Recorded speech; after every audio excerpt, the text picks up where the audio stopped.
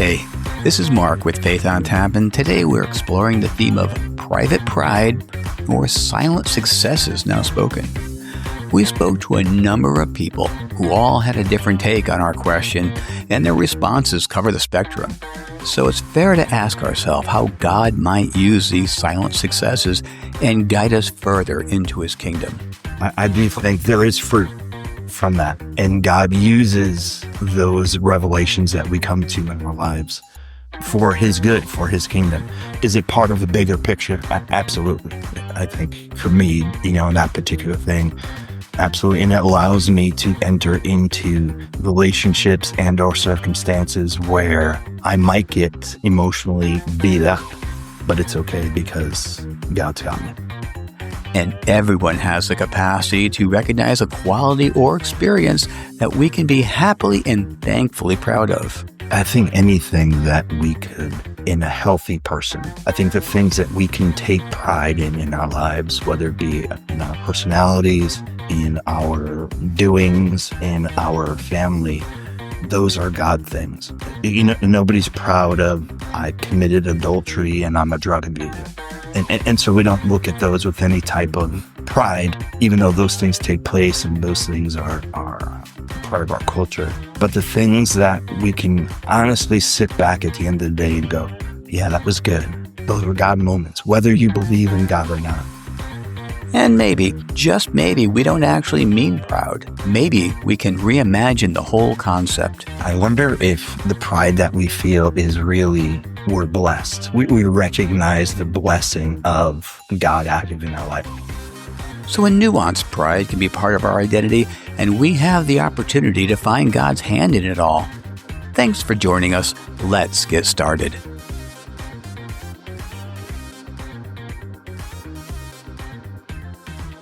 And we are here at Counterweight Brewery in Cheshire, Connecticut. I'm here with Dennis and Liz, and we have just had some beverages. I personally had what's called, I think it's called a Maybach. It's either called that or I made it up because I was just too depressed because they have 37 beers and not one porter or one stout. And they have 75 of the 34 IPAs, which is really dramatic odds. But I had a dark brown ale and it was fine. On the Scoville scale, 1 to 10, how much? Beers, if it's stacking against all beers, it'd be maybe a 5 or 6. If it was against a stout or something, it'd be a 2. 2. And what do you have, Dennis? I had the Bright Wave IPA. Of course you did. Not the double. I called it, by the way. It was a competition. I forget the other one, but it had a weirder name. But I went with the clear IPA and not the double hazy. This one was California New Generation or something like that. Were you happy with your choice? I was very happy with the choice. So you're giving it above a 7? It was really good. I'll give it about an 8. Nice. Very good. And if you listen at all to our podcast, if there's no stout or porter, Liz would have The blueberry cider. it's a go-to for her. And your thoughts? It's very standard. Nothing to write home about, nothing to complain about. Sounds like a 7.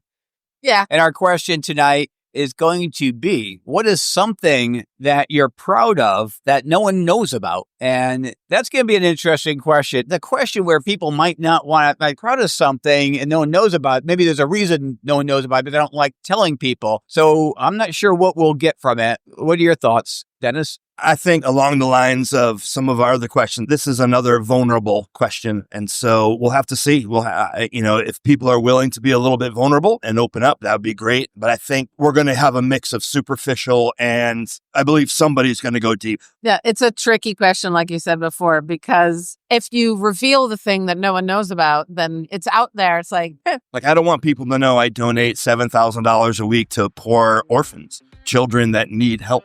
But, it's what I do. it is tricksy that way. Why don't they know? And do you really want them to know? Let's give a listen.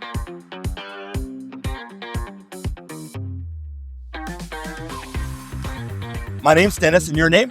Deb. Deb. Yeah. It's good to meet you, Deb, and you, sir? Johnny. John and? Theo. Theo. All right, so our first question is this. What is something that you are very proud of, yet no one other than yourself knows about? We've been married for 30 years, but there's not much we don't know about each other. I bet I could find something. Or maybe not between each other, but like maybe other people. Like the $7,000 you give to the orphanage every week that you don't want. God, that's a hard question. Yeah, that's a hard question. Theo, you got something? I think that I actually can whistle very well. You can whistle. Whistle like songs and Like you can carry a tune, I think so with a whistle. and you're very proud of that. I'd say it's something I'm proud of that people don't know. Well, how do they don't know if you whistle? Do you whistle silently? I only on my own Oh, I got you. in the privacy of my own space. So when you're in the shower, you're a shower whistler. Indeed, a shower whistler. Yes. Yeah, indeed. Well, that's a very interesting. So he's proud of the fact that he can whistle.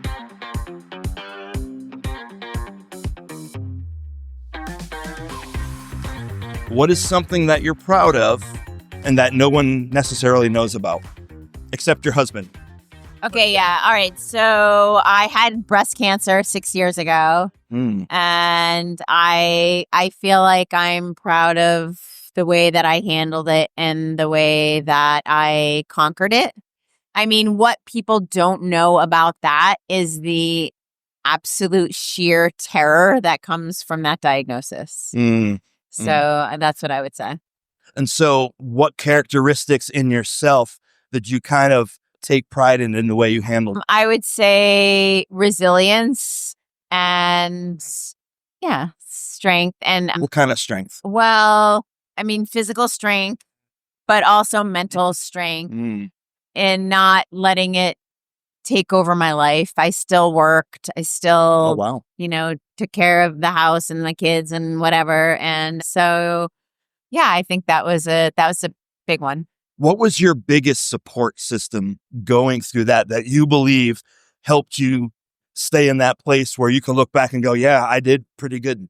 I No. honestly, it was multifold. I would say my family, but also my friends, my coworkers. I mean, talk about a village. I had a village. Really? Yeah, That's awesome. absolutely. And even to this day, I try to help other people that are going through it by teaching them what I learned. And some of the things I learned are people want to help you, so let them help you because it helps them to help you. So when someone offers to make you a meal, just always say yes. Just say yes to the help. And that's what helped me.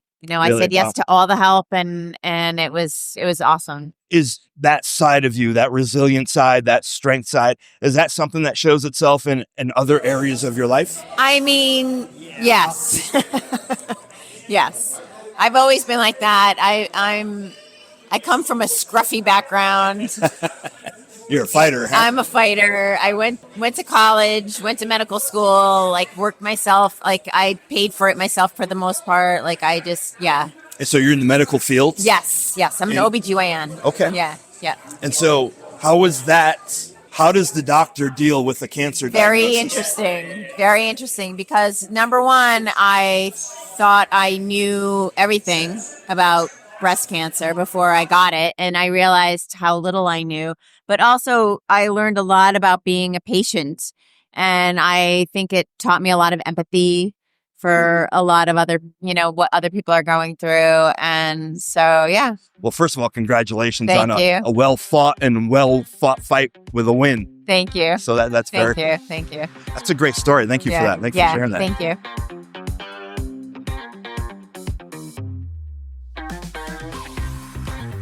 Johnny. Johnny, I'm Dennis. Nice Dennis, to nice meet you. to meet you. Now, just so our listeners know, Johnny was a little hesitant about taking the microphone, but I think he saw how his wife and She always And- does better than I do. can we say future possible son-in-law?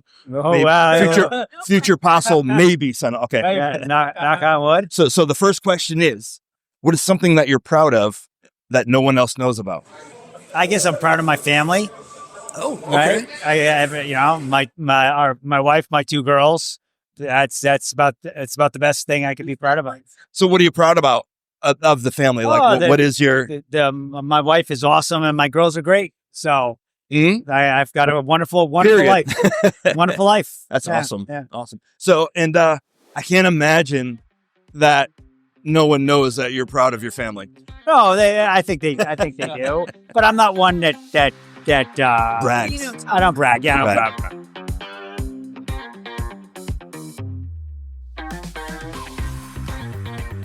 What's something that you are proud of that not many people know about?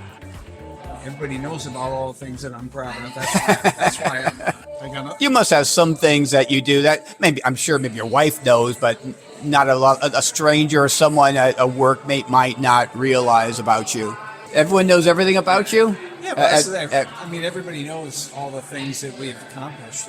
What are some things that you have accomplished that you're proud of that people do know about? I am a 2-time Ironman. I have done the Ironman triathlon twice. When was the last time? 14 years ago was my last. Oh, congratulations. That's awesome. We've been married for 41 years. I've always been pretty proud of that. Yeah, you should be. That's awesome. It's another thing nowadays, Yeah, absolutely. So, yeah, and everybody knows all those things. Yeah. And is there anything that you would say that our marriage and our family? You're definitely family oriented, and the children, it comes first over job and everything else. That is awesome. Do you think most people feel that way these days? No, I feel most people put material before family and Though chasing the dollar and stuff like that. Yeah. All right. Well, thank you so much for your time.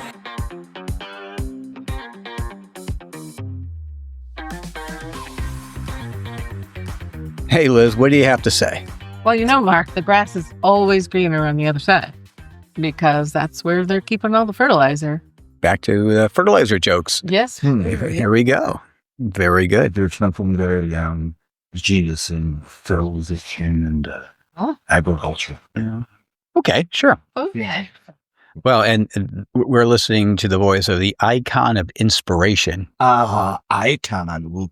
No. Oh, I thought you'd like that one. I cannot net myself to be an icon. Not yet, anyway. Well, 65. Can you dream of doing that? Ooh, I can dream of being an icon. Okay. I'm not sure if that would be too selfish. I want to monetize my iconness. Well, and that would lead to our question when we asked, what's something that you're proud of if nobody really knows about? People know about that if you're the icon of inspiration.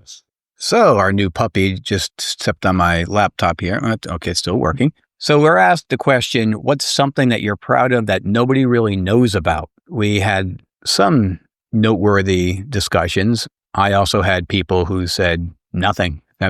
Everyone knows all about what I'm proud of. And he was a 2-time Ironman, so he said, well, yeah, everyone knows about that. And that was Jeff. Jeff's wife said that she's proud of her marriage because it's been a while. It's 41 years. So that's definitely something to be proud of. But I would think everyone knows about that too.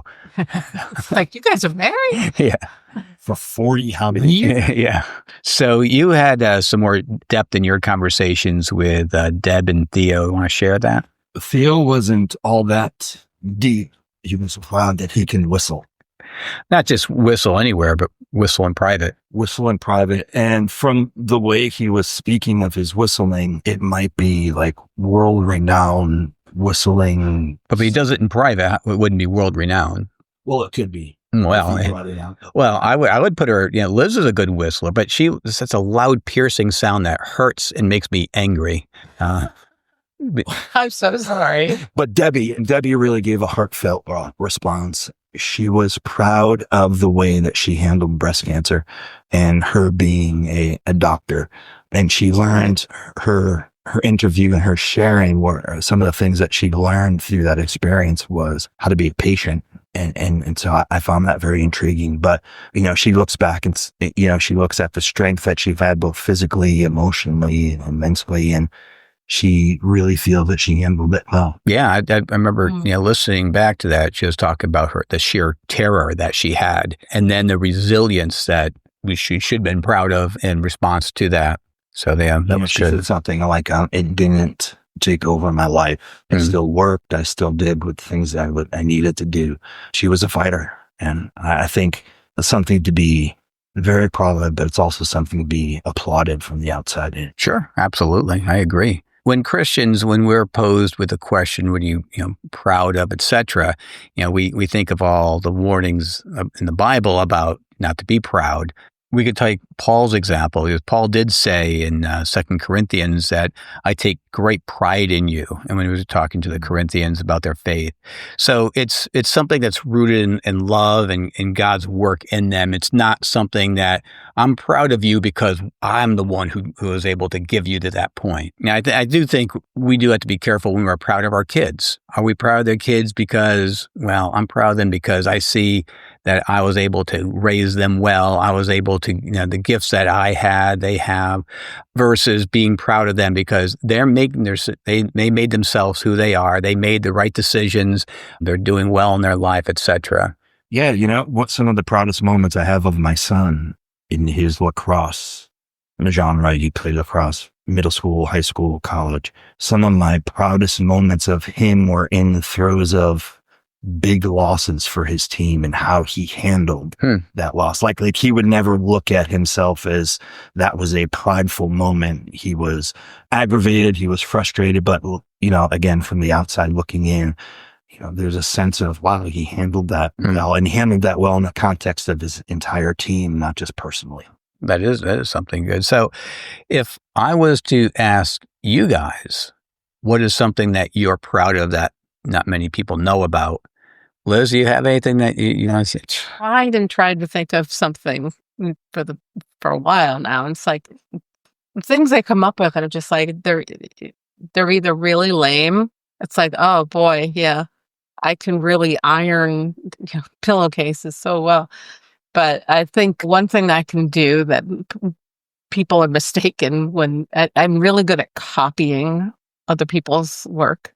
But it's not, people don't even know that that's what I've done. It's like, it's kind of funny. How about you, Dennis?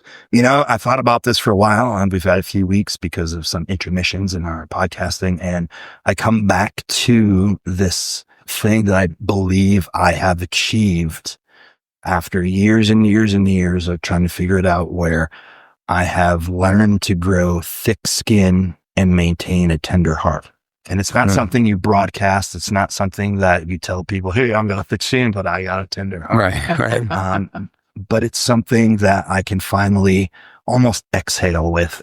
I'll be tested going forward, I'm sure, but I just choose not to take offense anymore. You can call me what you want. You can say what you want. It just doesn't matter to me. And, and that's, it's just not, I'm rubber, you're glue, whatever bounces off of me sticks. It's not that. Sometimes it's processing. Sometimes you have to kind of take and consider and work through that. But finally, after 20 something years in ministry, I think I've arrived at a thicker skin with a soft heart. Well, that thicker skin, that would have come by a lot of preparing, of having barbs thrown at you. And yes.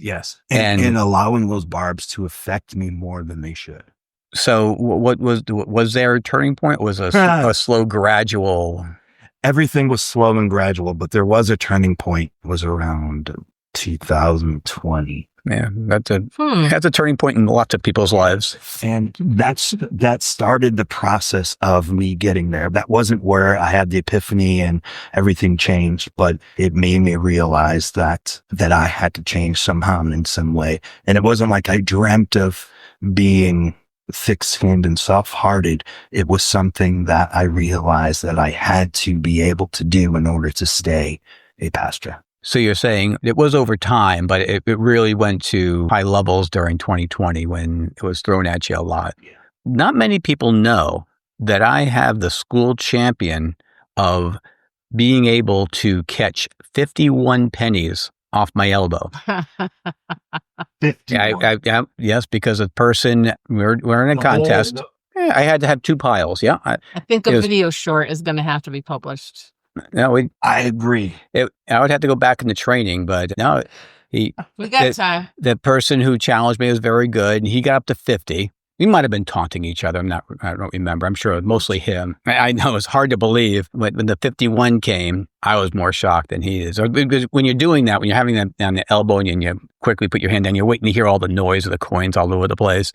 When nothing came. Pennies, not quarters. It was pennies. He had 52, and it ended up being a crime scene when he tried 52. So 51 was it, and There's copper everywhere. I hold that record, and I'm very proud of that. I've been trying to be humble, but it's very difficult on that. Yeah, I can see that. I mean, that's an accomplishment you never accomplished. Oh, it is. I'll challenge you right now if you want. No. Okay. Yeah. No, you don't want to go there. I don't put myself to such humiliation and defeat. Well, besides that, I mean, I remember an athletic moment that I didn't have many in my life, very, very few, but I did hit a grand slam home run in the playoffs in college. I didn't need it. I just needed to hit a fly ball because we're tied at that point in a ninth inning. Score. I got lucky. I really did. And in all honesty, I think I do have a strong desire to help people, whether it be teaching or if I see someone in need on the side of the road or something. I have a desire to do that, a desire to help. So I don't know why God gave that to me, but that's one thing I can say. I definitely have that. It's going further into that to your proud moments or other people we talk to proud moments. Do you think that moment itself, does it feel like a part of a bigger purpose or calling in life? So like when you said you become thicker skinned and soft hearted, do you feel that God wanted you to get to that level so you can be a better pastor? I'm not sure it's that detailed where God said, Dennis, you need a thicker skin, softer heart so you can be better pastor. But you became that, and is there fruits of that? I do think there is fruit from that. And God uses those revelations that we come to in our lives for his good, for his kingdom. Is it part of a bigger picture? Absolutely. I think for me, that particular thing, absolutely. And it allows me to enter into relationships and or circumstances where I might get emotionally beat up, but it's okay because God's.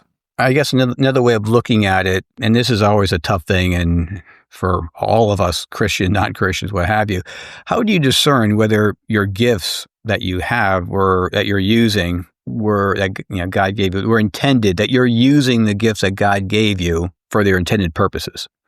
I don't know where to go with that. That's an easy one. Well, but I mean, I guess that. Well, all I can have is that, like, David faced this too, and he said in the Psalms, "Search me, God, and know my heart. Test me and know my anxious thoughts." So you're praying for this discernment for, are you using your gifts for God? You really do. Well, let's get it practical. In your case, you said that you have the gift of being able to imitate art and you have artistic ability. So would you say that specific gift is something that God intended for you to have, and that the moments that you have, are you proud that? You know what? With the art, it's really strange. I always feel like I have no business being proud of it. I'm just really grateful. That's how I feel about it all the time. I'm very, very grateful. You have time to contemplate that at all, Dennis? I think anything that we could, in a healthy person, I think the things that we can take pride in our lives, whether it be in our personalities, in our doings, in our family, those are God things. Nobody's proud of, I committed adultery and I'm a drug abuser. And so we don't look at those with any type of pride, even though those things take place and those things are part of our culture. But the things that we can honestly sit back at the end of the day and go, yeah, that was good. Those are God moments, whether you believe in God or not. Those are, I think of, love. There is no love outside of God. And so, it doesn't sit in the Bible, doesn't say God represents love, God invented love. It says God is. And so any love that's biblical, love is patient, love is kind, love is blah, blah, blah, is a God love. And so anyone that manifests that, whether they believe in God or not, is a God love. And so I think the things that we can take pride in are of God. And getting back to the question I asked you, so you're saying that, and then your specific gift of being thick-skinned and soft-hearted, or that's obviously in your pastoring, that comes into play a lot. Does that come into play outside of your pastoring? Yes, it comes into play through each and every relationship, daily interactions. If I'm willing to let that person go in traffic that really has aggravated me for the last 2.5 miles. Those types of things. I would say. Do you have to practice it, or does it come natural to you now? No, it's a practice. It's a honing. It's a always engaging. Maybe part of the pride is I've realized this is what I need to do, and I need to be thick-skinned and be soft-hearted. And so responding that way in certain circumstances is challenging. So when someone is mean-spirited to you, is your first gut reaction still, I'm taking offense? Is that offensive? I mean, no, I don't know how it wouldn't be. But then you clearly have a ability to process it and act accordingly? Or does it not even bother you anymore? I hear the offense that could be taken. I hear the tone. I hear the whatever. I just don't choose to engage it in that manner. I don't choose to engage in the offense. And that might be me just going, okay, and looking foolish, but I'm just not going to respond. Yeah, so I guess that's very much true. You don't have the first gut reaction even of being upset and then dealing with it. I don't. And that's where I think my pride comes. Like, I finally got there. Yeah. I finally find myself not having to reel everything in order to respond the way I hoped I would respond. Now, let me ask each of you, those gifts that you have, do you honestly, is this a part of a daily prayer for God to use you with those gifts? Or is it something you just, I know I have it, so let's move on from there and God can, look at these things in my life. More tangible. Well, it's also, it usually involves an exchange of money. So I don't even, it's not quite the same thing, and it's usually seasonal. So it's not something I engage in daily in that sense. But when I do have the opportunity, I feel like, oh, this is cool. And really, I honestly say to people, thank you for trusting me to do this for you. And I really, really mean it, and I, with the paintings and also with, just budding and stuff like that. But I really feel blessed that they trust me. And, my reputation goes ahead of me in that way. And it's all through God's grace and giving that to me. You say that. I wonder if the pride that we feel is really, we're blessed. We recognize the blessing of God acting in our lives. So you didn't say you're pretty proud of the fact that you can debud and people come to you for that. That means removing babies. The horns of babies. Yeah, by the way. But you feel blessed. Yes. And so I wonder if that's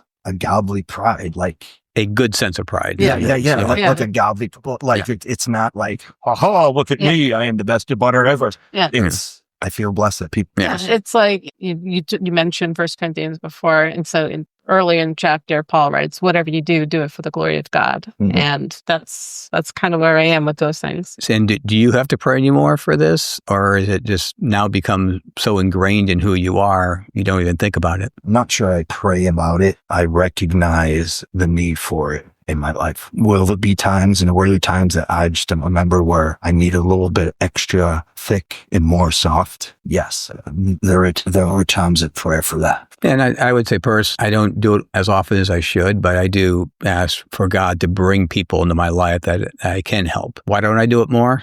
That's a great question. I probably should ask myself that. So what do you mean by bring people into your life to help? I want to bring the message of Jesus to people. I also want to be a good service to people. I want to help people in whatever way possible. And I know when I'm teaching at morning prayer, going to school would be bring people into my life that I can positively influence, so your message can be received, et cetera, et cetera. Now that I'm not teaching, I don't do it as much, and that's more of a me problem than anything else. Is it a problem, do you think, or is it a season? No, I should always, that's still in my heart. If it's on my heart, why don't I ask God to give me those opportunities? The only reason why I wouldn't would be my lack of faith, I guess, in Him providing that. So that's something I think I have to deal with. Topic of pride and it's very interesting. And what is Christian pride? What is pride? When does pride go awry? Those are the things that I think we all have to deal with in everyday life. And as a Christian, it's particularly tricky because there's things that I think, and we kind of summed it up with Liz stated, that we're more blessed. We're not proud that we have this particular gift or talent, but we're blessed by God that we have it. And I think it might be a good way of thinking about it. The epiphany of the evening. There we go. And on that note, we'll send our podcast. Have a great night, everybody.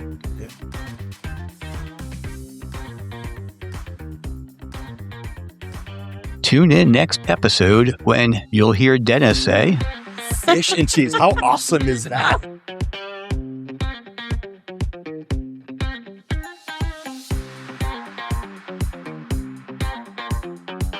Hey, awesome listener. If you're enjoying our podcast, give us a little love, like, share, follow, and snag this episode for later. It's the easiest way to keep the good times rolling and make our day. You're the best. Thank you.